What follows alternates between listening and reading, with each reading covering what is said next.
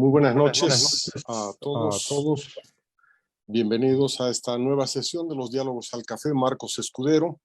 Hoy día tenemos una sesión de lujo con dos invitados que vienen y se conectan desde Argentina para hablarnos de la Argentina. También, sobre todo para poner énfasis en la parte política, Marcos Falcone. Marcos es maestro, es magíster en Ciencias Sociales por la Universidad de Chicago y licenciado en Ciencia Política por la Universidad Torcuato Di Tella. Él se ha desempeñado como docente investigador en varias universidades argentinas y estadounidenses y es en este momento gerente de proyectos de la Fundación Libertad. También está afiliado al Instituto Americano para la Investigación Económica, American Institute for Economic Research. Nos acompaña, como ustedes ya saben, Juan Cristóbal Soruco. Juan Cristóbal Soruco es periodista por la Universidad Católica de Bolivia y ha sido director de los más importantes medios de comunicación de alcance nacional en Bolivia. Yo le voy a ceder ahora la batuta a Juan Cristóbal para tratar de hacernos entender qué es lo que está sucediendo en la Argentina, habida cuenta que Argentina es un socio comercial muy importante de Bolivia y obviamente también tiene una vinculación política, histórica, geográfica de muchísimo tiempo, y todo lo que sucede allá de alguna manera repercute y tiene influencia sobre lo que pasa también en Bolivia. Adelante, Juan Cristóbal. Buenas noches, amigos, amigas. Pasaría a Marcos para el escenario político. Adelante, Marcos. Bueno, muchas gracias, Juan Cristóbal. Bueno, entonces, como les decía, voy a ser lo más breve posible, pero también voy a tratar de que se me entienda, porque entiendo que tenemos una audiencia diversa de muchos lugares del mundo, no solamente Bolivia, y bueno, no puedo suponer que ustedes estén al tanto de todas las idas y venidas que hay en la política argentina, que son muchas. Así que bueno, para empezar, me parece que el contexto económico, en parte, toda la cuestión de la que hablaba Eugenio recién, es uno de los principales factores que explica la popularidad del presidente Alberto Fernández, ¿no? Si nosotros miramos desde el momento en el que Alberto Fernández asume la presidencia a fines de 2019 hasta hoy, lo que vemos es, primero, una especie de luna de miel en los primeros 3 meses, en los cuales es bastante típico que la popularidad del presidente se mantenga relativamente alta, la esperanza de la gente se mantiene alta, y lo que sí vemos es un gran salto cuando empieza la pandemia, ¿no? La crisis del coronavirus. ¿Por qué? Bueno, porque Argentina fue uno de los primeros países que actuó de manera proactiva, si se quiere, en restringir los movimientos, ¿no?, de las personas, lo cual en su momento fue visto de forma positiva por la mayor parte de la gente. Ahora, ¿qué es lo que pasó? Perdón, Marcos, ¿podrías subir un poco el cuadro? Porque está la presentación a mitad y la popular del presidente en la mitad, tú no llegas a ver bien la secuencia. Yo entero, no sé qué estará pasando. A ver. No sé si Roberto nos puede ayudar. A ver, un segundo. Voy a dejar de compartir, a ver, y lo vuelvo a hacer, en todo caso. ¿Estás compartiendo en PDF, Marcos? Sí, es un PDF. Ahora está bien, sí. Bueno, lo dejo así, lo tenía en modo full screen, pero quizás eso no funciona. Bueno, ¿ahora se ve bien el gráfico? Sí, perfecto. Sí, se ve bien. Entonces, lo que vemos acá, cuando empieza la crisis del coronavirus, es que el presidente de repente tiene una imagen positiva muy alta. Pero a medida que avanzan los meses y el manejo de la crisis del coronavirus se vuelve más impopular, también la popularidad del presidente cae, ¿no? Las personas empiezan a quejarse de que las restricciones a la libertad de movimiento, de circulación, sean tan excesivas, ¿no? Porque Argentina las implementó incluso antes de tener casos de coronavirus, antes de tener muertes por coronavirus. Entonces, el manejo de la crisis del coronavirus, junto a las consecuencias económicas, en parte de los procesos que mencionaba Eugenio recién, ¿no?, de emisión monetaria, que en el marco de la pandemia se habían mantenido sin, ¿cómo podemos decir?, sin manifestarse. Bueno, una vez que se hicieron explícitos, la popularidad del presidente empezó a bajar. Y desde ese momento, la popularidad del presidente Alberto Fernández no ha parado de bajar. Es decir, desde más o menos marzo de 2020, la popularidad del presidente Alberto Fernández está en caída. Y esto tiene, directa relación con el desempeño económico que tiene el país desde ese entonces. Entonces, este es el gran contexto político que sirve como telón de fondo para lo que ocurre el mes pasado, ¿no? Que es el 2 de julio de 2022, el mes pasado, renuncia el ministro de Economía, Martín Guzmán. Y esto es lo que dispara la crisis política en la que estamos inmersos en este momento. El ministro Martín Guzmán, como decía Eugenio también, estaba en teoría intentando tomar algunas medidas que llevaran a Argentina por lo menos a cumplir con el acuerdo con el Fondo Monetario, lo cual haría en teoría que el país por lo menos tenga un sendero y tenga un norte, ¿no? Que ese déficit fiscal permanente que tiene Argentina tenga por lo menos alguna certidumbre de que o se va a terminar o se va a reducir. Ahora, Martín Guzmán, según lo que nos dicen los periodistas, lo que nos dicen todas las personas que están en el gobierno, es una persona que no tenía el poder suficiente para llevar a cabo las reformas que quería hacer. Y esto tiene que ver con otra de las cuestiones que mencionaba Eugenio, que es la composición del gobierno, sobre la cual voy a hablar un poquito más adelante. Entonces, la crisis política se desata cuando él renuncia, cuando él dice, esto no va para más, yo no puedo continuar acá, renuncio. A partir de ese momento, no sé si recordarán, tuvimos en realidad a una ministra de Economía, Silvina Batakis, que fue nombrada poco tiempo después de la renuncia de Guzmán, pero que, como pueden ver en este gráfico, no logró detener la corrida sobre el dólar. Como también explicaba Eugenio recién, en Argentina tenemos muchos tipos de cambio al mismo tiempo. Este que está en azul es el dólar blue, medido por un diario de Buenos Aires, y como ustedes pueden ver, el precio del dólar blue siguió subiendo ante el miedo de los tenedores de pesos de que la situación se le fuera de control al gobierno. Y es en ese momento en el que el presidente Alberto Fernández decía hacer un nuevo cambio. Y entonces ahí es donde aparece este superministro, Sergio Massa, que simbólicamente, digamos, concentra las atribuciones que tenían hasta ahora 3 ministerios, no solamente el de Economía, sino también el de Producción y el de Agricultura y Ganadería. Y como ustedes pueden ver también, después de la llegada de Massa, lo que vemos es una cierta estabilización de la situación cambiaria, por lo menos, ¿no? Del precio del dólar. El dólar había perforado los 300 pesos, había llegado a 315, 320, y hoy está más o menos estabilizado en 300 pesos. Esto es mucho más de lo que estaba antes de que empezara esta crisis. Como pueden ver, había estado en 200 pesos por dólar, pero también, hay que decirlo, el dólar venía bastante estable en los últimos meses, y en una economía como la Argentina, que tiene una inflación hoy anualizada de más del 100%, bueno, esto es algo que tenía que corregirse con o sin crisis, ¿no? Pero estos son los detalles de esta crisis política, ¿no? ¿Por qué se desata esta crisis política y cómo parece haberse estabilizado? No podemos decir que se haya solucionado, ¿no? Entonces la pregunta que sigue, ¿no? Es, bueno, ¿quién es Sergio Massa?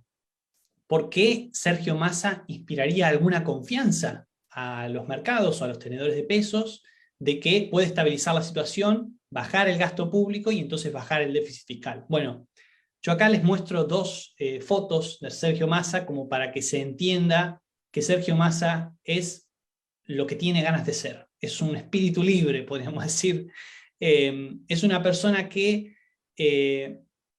tiene muchas ambiciones presidenciales y que ha tomado los posicionamientos políticos que más le han convenido en los últimos años, como hacen todos los políticos, pero sin demasiado temor a que lo acusen de cambiarse de un lado al otro.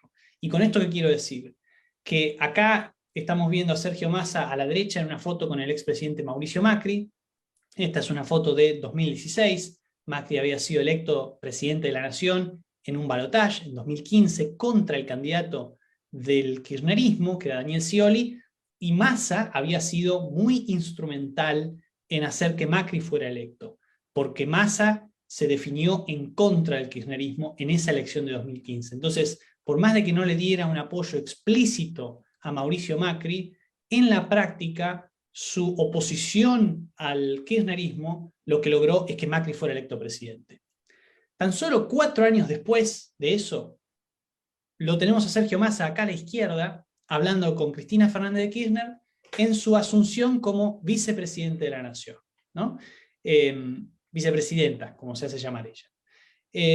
¿Y esto por qué ocurrió? Bueno, porque Massa dio un giro de 180 grados y decidió que, como el gobierno de Macri se encontraba en apuros, la mejor manera de proteger su carrera política era tratar de echarlo. ¿Y qué hizo para echarlo? Se juntó con las personas que denunciaba tan solo 4 años antes. O sea, en 2015 nosotros teníamos a Sergio Massa diciendo que él iba a meter presos, por ejemplo, a los ñoquis, como se dice en Argentina, a los empleados pagos que no tienen funciones en el Estado, que había metido el kirchnerismo. Y 4 años después lo tenemos haciendo una alianza con el kirchnerismo para echar a Mauricio Macri del poder. Entonces, ¿quién es Sergio Massa? Es un camaleón, es una persona que hoy puede estar a favor de algo y mañana puede estar en contra de eso mismo. ¿Por qué es que le puede dar alguna confianza a los mercados? Bueno, porque si el gobierno kirchnerista hasta ahora ha sido un gobierno que se ha mostrado reacio a tener disciplina fiscal, entonces podría tener en Sergio Massa una persona que de repente diga, tenemos que tomar el camino de la responsabilidad fiscal, y que, debido a la debilidad que tiene el gobierno en este momento, no le quede otra que seguir su consejo, ¿no? Entonces, Massa en este sentido es una bala de plata. Massa, como decía Eugenio recién, es parte de una estructura de gobierno que se basa en 3 personas, ¿no? Primero el presidente, Alberto Fernández. Bueno, no sé si primero el presidente.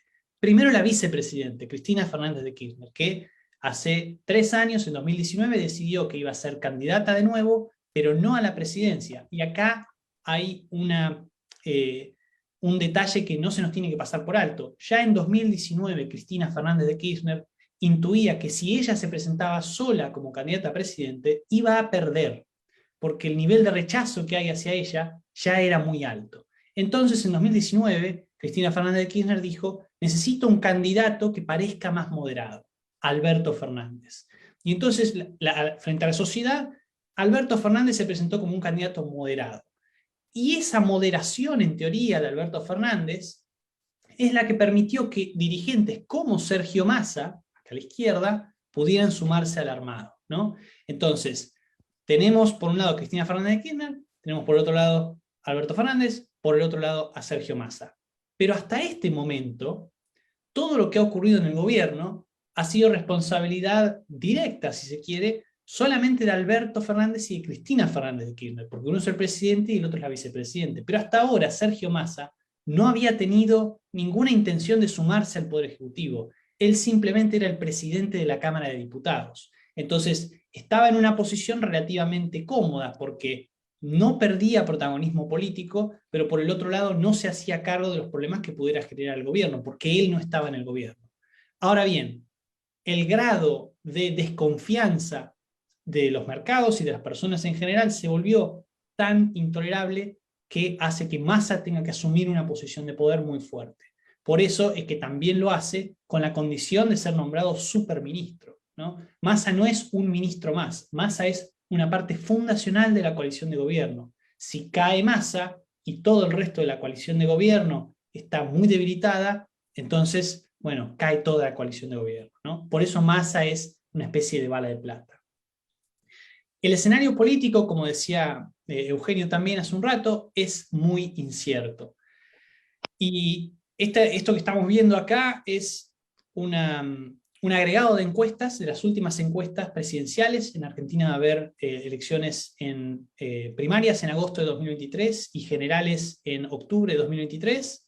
Y lo que vemos es que el punto blanco que ven en cada fila es el promedio de las últimas encuestas según el sitio La Política Online, y lo que vemos después es el máximo y el mínimo, que forman un rango, es que el Frente de Todos generalmente está por detrás de la coalición de Juntos por el Cambio a la hora de las preferencias para 2023.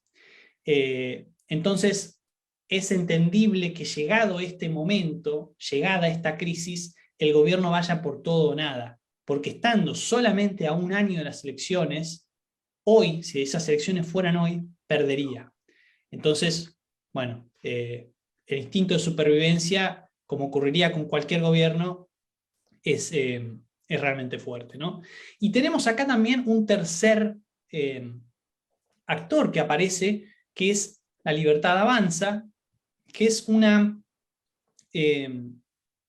no un desprendimiento, sino un nuevo movimiento, porque ni siquiera es un partido político, es una coalición de partidos políticos que está basado en una persona, y esa persona es Javier Milei, ¿no? Entonces, brevemente, quiero hablar un poco de, bueno, ¿quiénes son los competidores posibles para la presidencia el año que viene? Ya conocemos al gobierno, ¿no? Lo tenemos a Alberto Fernández, que es el presidente. Cualquier presidente querría ir por la reelección. Hoy se lo ve muy desgastado, es un presidente que no tiene poder, tiene un superministro que lo ha eclipsado totalmente, pero no deja de ser el presidente. Tenemos también a Cristina Fernández de Kirchner, que es la vice, y tenemos también, por supuesto, a Sergio Massa, el superministro. Suponemos que todos querrían ser presidentes, por más de que conozcan sus propias limitaciones. Ahora, por el lado de la oposición, teníamos por un lado, como les decía, a Javier Milei, que se presenta como un candidato antisistema, y en particular se presenta como no solamente anti-kirchnerista o antiperonista. Bueno, la etiqueta antiperonista no se le aplica porque tiene aliados peronistas, pero no solamente se presenta como anti-kirchnerista, sino también como anti-macrista. Es decir, Milei es un candidato que quiere pasar por encima de la grieta que hay entre Kirchner y Macri para llevar un mensaje de liberalización económica, de shock, ¿no? Mientras que Juntos por el Cambio, que antes se llamaba Cambiemos, es una coalición donde hay una disputa por el poder que no está cerrada, ¿no? Tenemos por un lado, acá en el medio, a Mauricio Macri, que es el expresidente, es el líder natural de la coalición, pero también tenemos otros candidatos, ¿no? Tenemos acá a la derecha a Patricia Bullrich, que es considerada una candidata halcona, porque se la considera dura en términos de seguridad, y tenemos también acá a la izquierda al jefe de gobierno de la Ciudad de Buenos Aires, que es Horacio Rodríguez Larreta, que es ha sido el sucesor de Mauricio Macri en la Ciudad de Buenos Aires y que se presenta como un candidato más moderado. Después hay otros candidatos por dentro de Juntos por el Cambio, porque Juntos por el Cambio es una coalición que tiene varios partidos, ¿no? Estos tres candidatos o tres posibles candidatos que yo les muestro acá son del partido PRO, Propuesta Republicana, pero también está la Unión Cívica Radical, que ha gobernado durante muchos años en el país y cuyos líderes también quisieran pelear por la presidencia. Por lo tanto, el escenario de incertidumbre es muy, muy alto, no solamente en el sentido de que no sabemos qué coalición puede llegar a ganar el año que viene, aunque tenemos una idea de que la oposición tiene una ventaja, sino que incluso si gana la oposición, no sabemos bien qué significa, porque no sería nada similar, suponemos, un gobierno de Javier Milei en términos de economía y de lo que hay que hacer con el sector público y con el déficit fiscal, que un gobierno de Horacio Rodríguez Larreta, por ejemplo, que se define siempre como un desarrollista y que ha sido siempre muy reacio a hablar de liberalización económica, ¿no? Entonces, bueno, el escenario, como les decía, es de mucha incertidumbre, y lo último que quiero agregar es, también un poco en relación para conectar lo que estoy diciendo con lo que decía Eugenio, es que el determinante probablemente sea la economía, ¿no? Argentina es un país que sufre de muchos problemas en este momento, y no son solamente económicos, también hay problemas con la seguridad, hay problemas de corrupción, pero en última instancia todo indica que los gobiernos ganan poder y lo pierden gracias a la economía.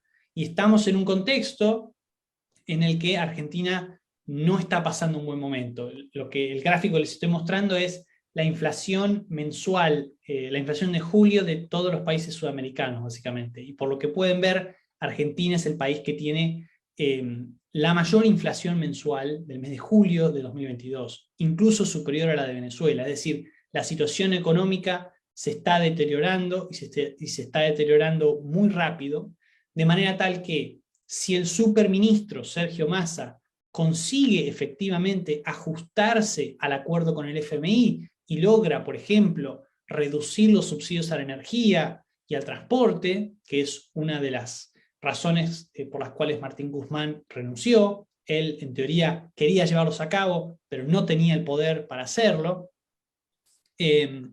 Bueno, si Massa logra tener éxito y la economía se estabiliza y la inflación baja, bueno, entonces quizás el gobierno puede tener una oportunidad de ser reelecto, porque no olvidemos que, digo, si yo vuelvo más arriba y veo las encuestas, sí, vemos una inflación anualizada que ya está en el orden, creo que del 130%, si uno tomara el mes anterior, y tenemos una economía que solamente está rebotando, no está creciendo, pero pese a eso, el gobierno mantiene una base de apoyo muy importante, quizás del orden del 20-25%. Entonces, no bastaría demasiado para que el gobierno vuelva a ganar apoyo entre la población, ¿no? Pero, en última instancia, entonces, como les decía, desde mi punto de vista, el determinante probablemente sea económico. Si por el contrario el ministro Massa no tiene éxito y la situación se desmadra y la inflación de este año pasa efectivamente a ser de más del 100% y la economía vuelve a estancarse, es muy probable que veamos el año que viene un cambio de gobierno en Argentina. Pero claro, ahí está el problema. No sabemos qué significaría un cambio de gobierno en Argentina. No sabemos si eso significaría un plan de estabilización gradual, como se intentó en 2015-2016 cuando asumió Mauricio Macri. No sabemos si eso significaría un plan de estabilización que implique un shock económico. No sabemos exactamente qué significaría un cambio de gobierno en Argentina, y por eso es que si uno mira, por ejemplo, los precios de los activos argentinos o de los bonos argentinos, incluso teniendo esta información de que la oposición puede ganar el año que viene, esos precios siguen bajando, ¿no? Porque el escenario político y económico sigue siendo muy incierto. Muchísimas gracias por la invitación de nuevo.